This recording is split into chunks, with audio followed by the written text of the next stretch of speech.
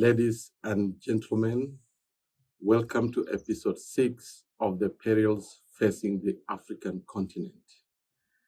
In earlier episodes, we explored Africa's pre-colonial riches, thriving kingdoms, and self-sufficient civilizations, through which we realized that Africa then was truly a global power. We examined the vibrant Oromo Borana society with their rich history, culture, and democratic governance system named the Gather that dates back to about 1450 CE. We now ask, that is in this episode, when did the rain start hitting us? In our analysis, the arrival of the Europeans about the 15th century marked the first in a series of tragedies meted against the continent of Africa and its people.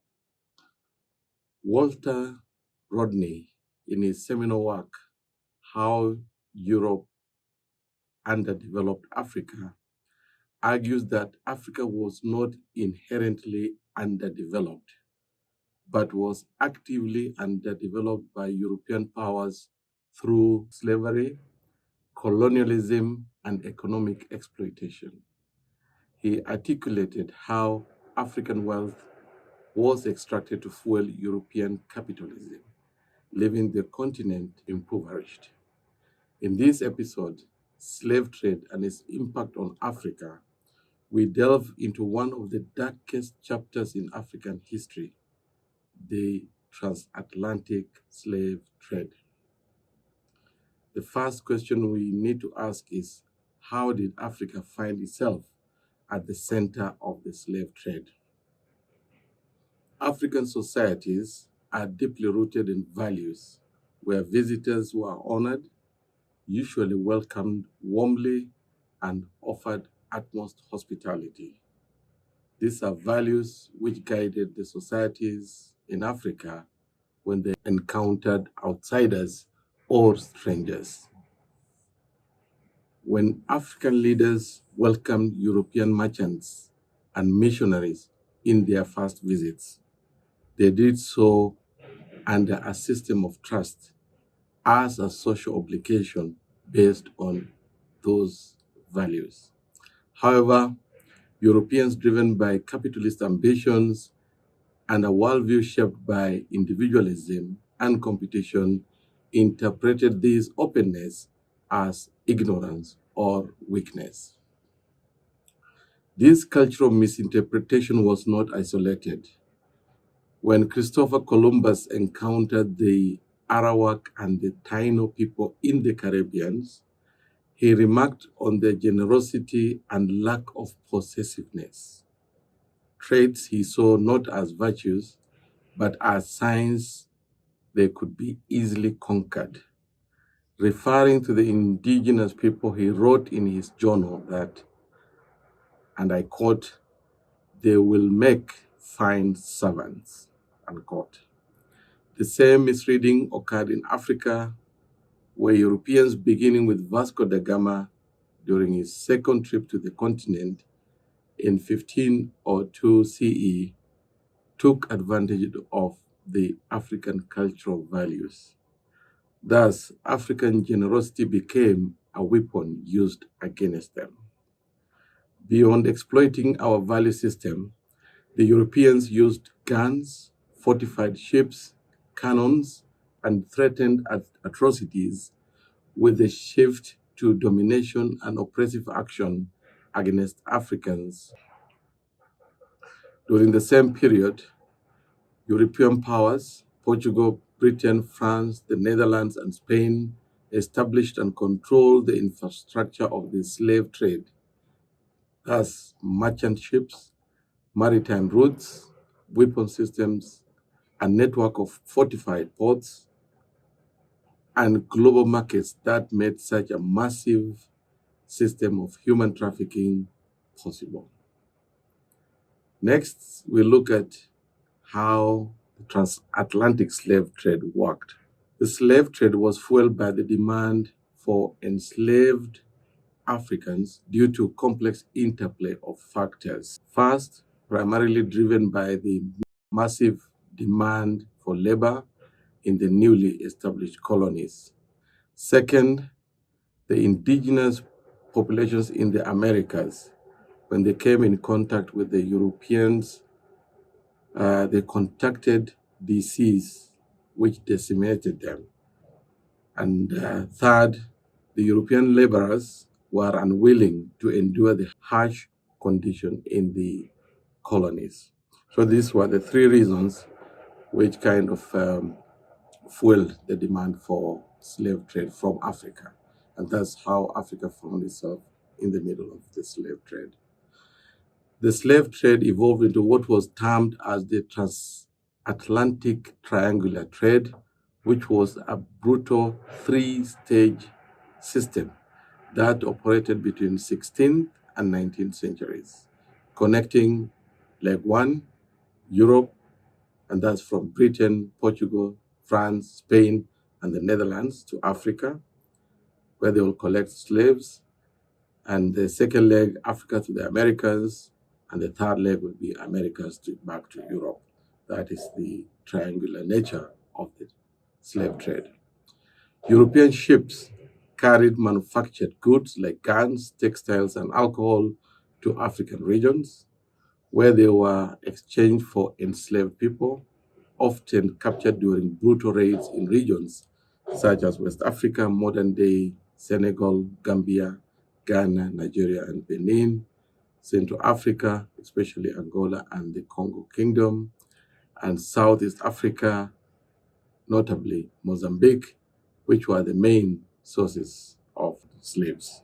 Enslaved Africans were then forced across the Atlantic via the horrific second leg, which is called the Middle Passage, to work on plantations in the Caribbean, in Jamaica, Haiti, Brazil, and North America, and producing sugar, cotton, coffee, and tobacco. These goods were then shipped to Europe, fueling industrialization and capitalism, thus completing the third leg of the transatlantic triangular trade.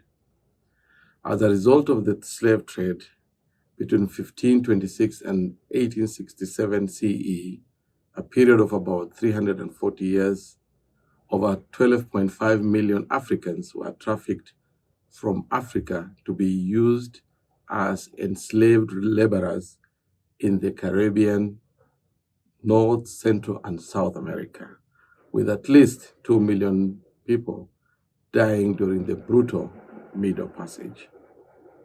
Beyond labor needs, the slave trade became a self-sustaining economic engine. The cycle of the triangular trade not only enriched European economies, but also created a dependency loop in parts of Africa where warlords and elites traded captives for firearms, destabilizing entire regions. The gist of today's discussion is the impact of slave trade, which we now discuss.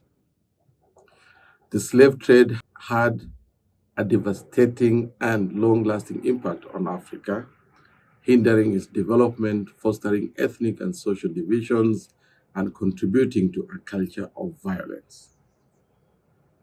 First, the transatlantic slave trade, and I'll give a variety of reasons, 5 at least, of how slave trade impacted on Africa. First, the transatlantic slave trade, which is recognized as the largest forced migration in human history, had severe demographic impact as the trade targeted the youth, undermining agricultural productivity, the leadership, and the population.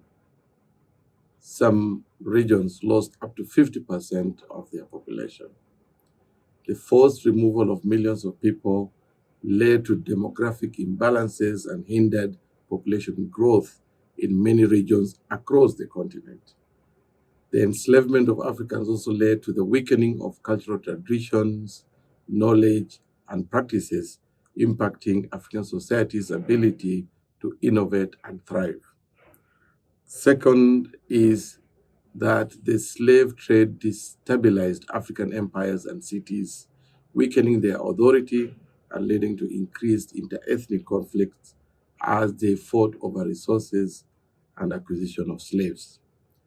The once flourishing empires and commercial centers of trade and knowledge became holding cells for millions of African slaves who will then be sold for shipment across the Atlantic. In some regions, the trade reshaped political and social structures, turning states into militarized trading economies.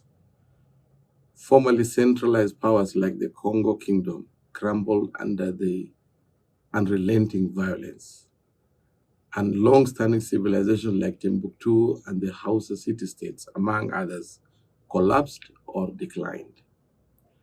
Third, slave trade disrupted and stunted economic development in Africa. The slave trade is considered a significant factor in the historical underdevelopment of Africa, as it diverted resources and human capital away from productive activities of the time. The loss of human capital and the focus on slave raiding instead of agriculture hindered economic growth and development. In Africa, economies were redirected from productive trade to trafficking in humans. Sophisticated crafts and artisanal industries declined. Societies became dependent on European firearms, alcohol, and textiles. Fourth impact is on the legacy of inequality.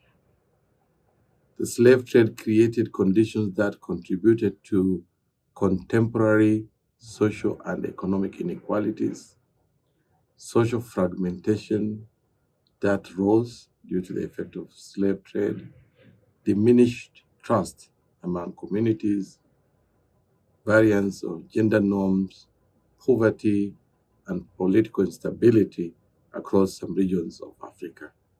Finally, the trauma of slavery and later colonialism left deep psychological scars where African identities were assaulted, languages suppressed, and histories distorted. The narrative of African inferiority, crafted to justify enslavement and colonization, became entrenched even among Africans themselves. This collective trauma continues to influence social structures, politics, and cultural confidence in Africa.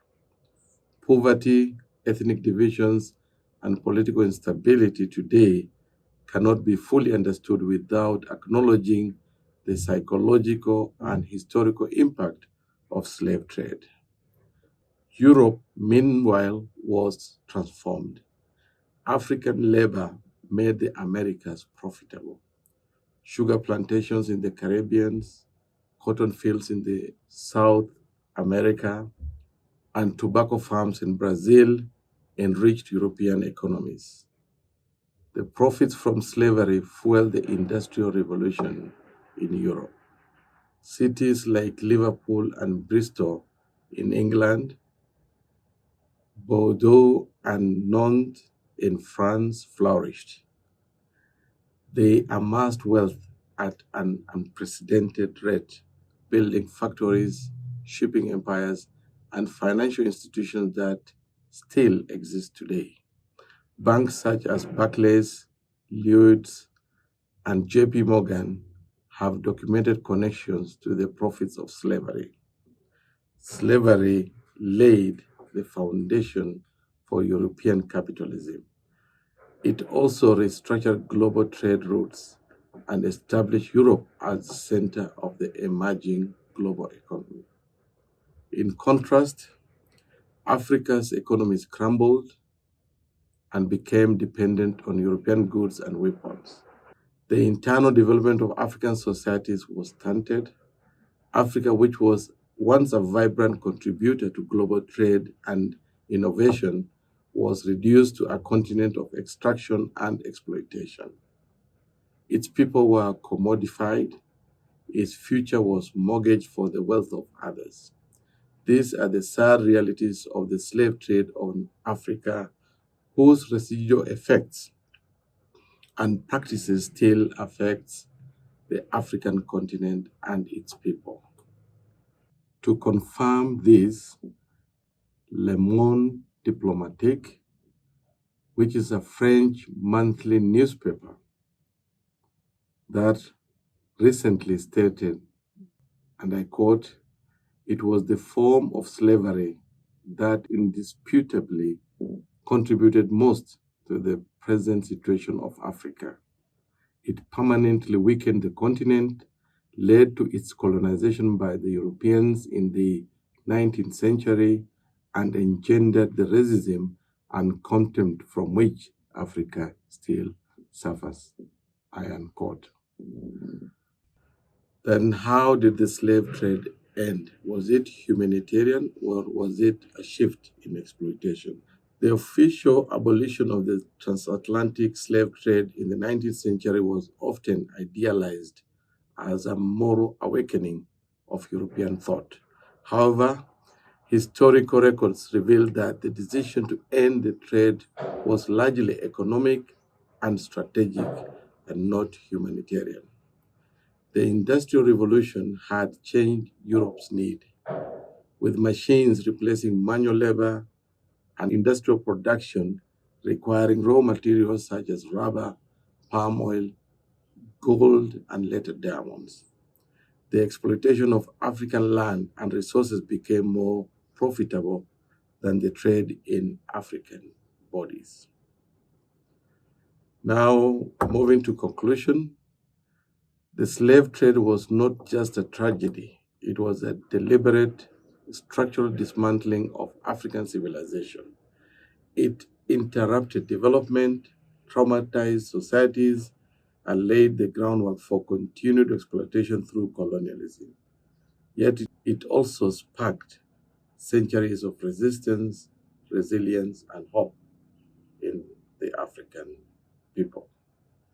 As we reflect on this painful history, we must ask ourselves, how do we reverse centuries of extraction? How do we build systems based on African agency? How do we ensure that the future is not shaped by the chains of the past, but the dreams of a free and united continent? In our next episode, there'll be the age of colonization. We will unpack how the chains of slavery were replaced by the flags of the empires and how that transition continues to shape Africa's global position. Thank you for tuning in. Please like, subscribe, and share this podcast to keep the conversation going.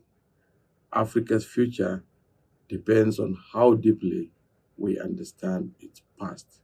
Thank you.